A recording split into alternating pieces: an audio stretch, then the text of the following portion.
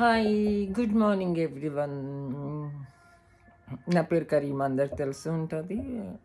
నేను కొన్ని విషయాలు షేర్ చేయాలనుకుంటున్నాను. Actually it's my personal experience and about my personal life. Okay, నేను ఇల్లు వదిలేసి 25 years అయ్యింది. ఓకే, అప్పుడు నా ఏజ్ 17-18 అయ్యి ఉంటుంది. 16-17 yearsకి నేను ఇల్లు వదిలేసాను. ట్రాన్స్ కమ్యూనిటీకి వెళ్ళిపోయాను. వెళ్ళిన 1 yearకి నాకు ఒక అబ్బాయితో ఎఫ్ఐఆర్ అయ్యింది. తనతో 5 years ఉన్నాను. 5 years ఉన్న తర్వాత అప్పుడు ఫ్యామిలీకి ఇంపార్టెన్స్ ఇచ్చేదాన్ని. అంటే already my family will accepted me, but ఇచ్చేదాన్ని. బట్ కాకపోతే 100% ఇచ్చేదాన్ని కాదు. 20% ఇచ్చేదాన్ని. 80% అంతా అబ్బాయి మీదే ప్రేమ చూపించేదాన్ని. కొత్త కథ అట్లాగుండేది. లాస్ట్కి ఏమైంది, 5 years తను నాతో ఉండి మా మధ్య మిస్అండర్స్టాండింగ్ వచ్చిన తర్వాత అనుమానాలతో గొడవలతోని తను నన్ను నా లైఫ్ని స్పాయిల్ చేసేసి, నన్ను హాస్పిటల్ పాలు చేసేసి ఇంకా వదిలేశాడు నన్ను. 3 years బెడ్ మీద ఉన్నాను. ఉన్న తర్వాత ఇంకెవరిని నమ్మకూడదు అనుకున్నాను. 3 years తర్వాత మళ్ళీ లేచిన తర్వాత 2 years ఏదో కష్టపడ్డాను. జాబ్స్ ట్రై చేశాను, జాబ్ చేశాను, మళ్ళీ లైఫ్ లీడ్ చేసుకుంటున్నాను, హ్యాపీగానే ఉన్నాను. అన్న టైంలో దరిద్రం ఎట్లా ఉంటుందంటే, మా సొంత ఊరికి వచ్చాను, వైజాగ్. వచ్చినప్పుడు అక్కడ వేరే వాడితో కనెక్ట్ అయ్యాను. నేను అవ్వలేదు అనే కన్నా తను చూపించిన కేరింగ్, తన పాస్ట్ తెలుసుకొని నాతో మాట్లాడే విధానం బట్టి ఆటోమేటిక్గా కనెక్ట్ అయ్యాను. అయిన తర్వాత తనతో నా జర్నీ ఇప్పటికి 10 years. 8 years నేను ఇంట్లో ఉండిపోయాను. వైజాగ్ కంప్లీట్గా షిఫ్ట్ అయిపోయాను నేను. I shifted to Vizag completely. ఇంకా పని, వర్క్ ఏమి లేదు, ఇంట్లోనే ఉండడం. అట్లాగా ఒక ఇల్లు తీసుకున్న, ఇంట్లోనే 8 years అంత జర్నీ చేశాను. ప్రజెంట్ ఇప్పుడు కూడా జర్నీ అవుతూనే ఉంది. 2 years నుంచి తను నన్ను మోసం చేయడం స్టార్ట్ చేశాడు. మళ్ళీ తను వేరే ఒక అమ్మాయిని లవ్ చేయడం, తన్ని పెళ్లి చేసుకుంటానని, అంటే నా దగ్గర అన్నీ చెప్పలేదు, దాచి నన్ను చీట్ చేశాడు. అంటే అమ్మాయి ఆల్రెడీ వాడు ఎక్స్ మాట. ఫస్ట్లో లవ్ చేసేవాడు నాకన్నా ముందు. సో తను ఇప్పుడు మ్యారీడ్, 2 పిల్లల తల్లి. సో అక్కడ తనకి ఏవో ప్రాబ్లమ్స్ ఉన్నాయని చెప్పి వీడికి కనెక్ట్ అయితే 2 years బ్యాక్ గెట్ టుగెదర్లో కలిస్తే ఇంకిద్దరు ఒకరికొకరు తెలుసుకొని మాట్లాడుకొని again they both are in relation. So ఈ 8 years కూడా నేను ఇంట్లో ఉన్నప్పుడు నా అమ్మ నాన్న అయితే లేరు, చనిపోయారు. అక్క వాళ్ళు, చెల్లి వాళ్ళు ఉన్నారు. అన్నయ్యలతో ఎవరితో నేను అంత కనెక్ట్ అవ్వను. అక్క చెల్లితోనే కనెక్ట్ అవుతాను. వాళ్ళు నాకు మళ్ళీ ప్రేమ ఇచ్చినా సరే సేమ్ మళ్ళీ ఫస్ట్ లాగే 20% వాళ్ళకి ఇవ్వడం, 80% వీడి మీద ఎఫర్ట్ పెట్టడం. ఏం చేస్తున్నాడో, ఎక్కడున్నాడో, రాలేదు, తిన్నాడో లేదు, అది ఇది. బట్ ఈ 10 yearsలో నేను ఏం కోల్పోయానో నాకు తెలిసింది. First of all, last 2 years back I return to my work. మళ్ళీ నేను వెళ్ళిపోయాను మా కమ్యూనిటీలోకి.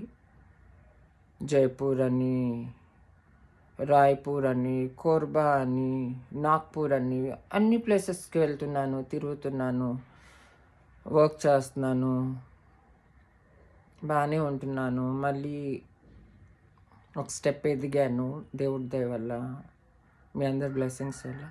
బట్ ఇప్పుడు తను ఉన్నాడు నా లైఫ్లోని. ఎట్లా ఉన్నాడు, నా ఇంట్లో ఒక టీవీ ఉంది, నా ఒక ఫ్రిడ్జ్ ఉంది, ఒక బీరువా ఉంది, ఒక మంచం ఉంది అన్నట్లు వాడు నా లైఫ్లో ఉన్నాడు. ఆ సామాన్లకి వీడికి కంపారిజన్ ఏంటంటే, అవి నేను స్విచ్ ఆన్ చేస్తే పని చేస్తాయి. వీడు స్విచ్ ఆన్ చేసినా పని చేయడు, స్విచ్ ఆఫ్ చేసినా పని చేయడు. వీడు అంటే ఉన్నాడు అంతవరకే, అంతకుమించి ఏం లేదు. బట్ 80% వీడి మీద చూపించిన ప్రేమ ఇప్పుడు ఆ 80% ప్రేమ నేను నా ఫ్యామిలీ మెంబర్స్ మీద చూపిస్తుంటే నాకు చాలా హ్యాపీగా ఉంది. నాకన్నా 100% హ్యాపీ నా సిస్టర్స్‌కి వాళ్ళ పిల్లలకుంది. ఎందుకంటే నేను ఒక 2000, 3000 ఖర్చు పెట్టి నేను వాడితో బయటికెళ్తే నేను ఒక్కదాన్నే హ్యాపీగా ఉంటాను. వాడు ఉంటాడో లేదో నాకు తెలీదు. నేను ఒక్కదాన్నే హ్యాపీగా ఉంటాను. అదే 2000 నేను ఖర్చు పెట్టి నా ఫ్యామిలీ అందరిని నేను బయటికి తీసుకెళ్తుంటే నా ఫ్యామిలీతో పాటు నేను కూడా హ్యాపీగా ఉంటున్నాను. ఎందుకంటే అబ్బాయిలు అనేవాళ్ళు మధ్యలో వచ్చి మధ్యలో వెళ్ళిపోతారు. ఇప్పుడున్న జనరేషన్‌లోని లవ్ అంటే అది ఓన్లీ బెడ్‌రూమ్ వరకొచ్చి ఆగిపోయేది.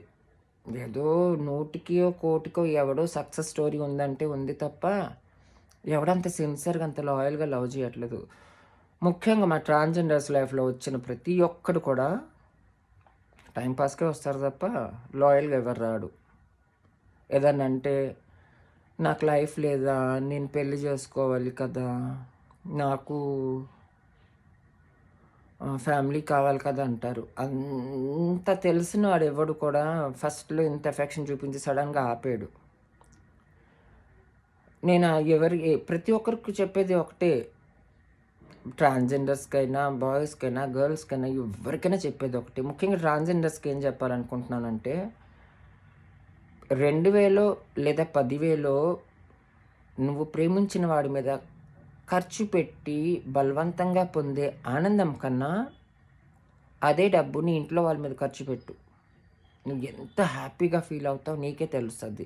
నీ ఫ్యామిలీ వాళ్ళ కళ్ళల్లో హ్యాపీనెస్ చూసిన తర్వాత నీకెంత హ్యాపీనెస్ వస్తదో నీకు తెలుస్తది. ఒకటి. రెండోది అబ్బాయిలు చెప్తున్నాను. డబ్బే మీకు ఇంపార్టెంటు, సుఖమే ఇంపార్టెంట్ అంటే వచ్చి ఇట్లా లవ్ చేస్తున్నాను, బొక్క చేస్తున్నాను, బోసానం చేస్తున్నానని ఏం సొల్లుదెంగక్కర్లేదు. ఒకసారి గడపాలని ఉంది అంటే నచ్చితే గడుపుతాం, లేదంటే లేదు. అంతే తప్ప లేనిపోని ప్రేమలు చూపించి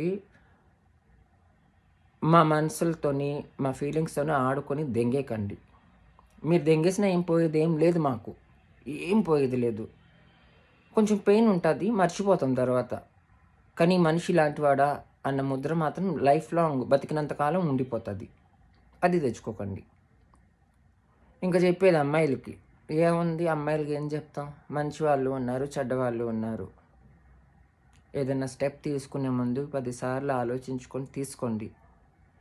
ఇది మీ లైఫు ఏ పేపరు, ఏ క్లాతో కాదు. చిరిగిపోతే కుట్టుకోవడానికి, అంటించుకోవడానికి. It's a life. ఒకసారి దొరుకుతది. ప్రతిసారి దొరకదు. చాలా చిన్నది జీవితం. ఈ జీవితంలోని సంతోషంగా ఉండడానికి ట్రై చేయండి. దయచేసి ఇంకెప్పుడన్నా ట్రాన్స్‌జెండర్స్‌ని లవ్ చేయాలనే ఎవడికైనా గట్స్ ఉంటే ముందు మీ ఇంట్లో వాళ్ళు వెళ్ళి అడగండి. నేను ఇట్లాగా ఒక కొజ్జదాన్ని ప్రేమిస్తాను. నేను ఒక ట్రాన్స్‌జెండర్‌తో పడుకుంటాను, ప్రేమిస్తాను. మీరు ఒప్పుకుంటారని. ఆ ధైర్యం ఉన్నోడే ఎవడైనా సరే మా జీవితాల్లోకి రండి. నా మాటలు ఎవరికైనా బాధ పెట్టుంటే ఐయామ్ ఎక్స్‌ట్రీమ్‌లీ సారీ. అందరికీ చెప్తున్నాను ట్రాన్స్‌జెండర్స్ అందరికిన. అబ్బాయిల్ని నమ్మి మోసపోయి వాళ్ళ మీద డబ్బు ఖర్చు పెట్టి వాళ్ళకి ఇచ్చే టైంని మీ ఫ్యామిలీ మెంబర్స్‌కి ఇవ్వండి. మీ లైఫ్ చాలా బావుంటది. అబ్బాయిలతో తిరిగితే 10 నిమిషాలే హ్యాపీనెస్. మీ ఫ్యామిలీతో తిరిగితే లైఫ్ అంతా హ్యాపీగా ఉంటారు. ఇఫ్ ఐ హర్ట్ ఎనీవన్ నన్ను క్షమించండి. నా మాటలు పచ్చి నిజాలు. 100% నిజాలు.